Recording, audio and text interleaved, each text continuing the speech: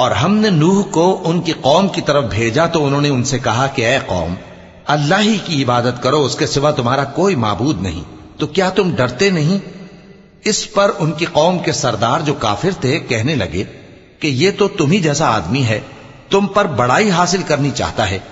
اور اگر اللہ چاہتا تو فرشتے اتار دیتا۔ ہم نے اپنے اگلے باپ دادا میں تو یہ بات کبھی سنی نہیں، اس آدمی کو تو دیوانگی کا عارضہ ہے، تو اس کے بارے میں کچھ مدت انتظار کرو۔ نوح نے کہا کہ پروردگار، انہوں نے مجھے جھٹلایا ہے، تو میری مدد کر۔ بس ہم نے ان کی طرف وحی بھیجی کہ ہمارے سامنے اور ہمارے حکم سے ایک کشتی بناؤ،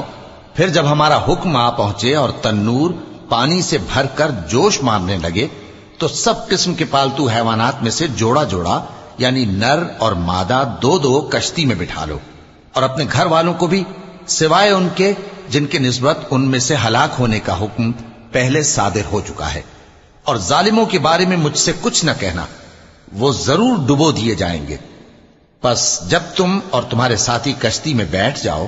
تو اللہ کا شکر کرنا اور کہنا کہ سب تعریف اللہ ہی کے لیے ہے جس نے ہم کو ظالم لوگوں سے نجات بخشی،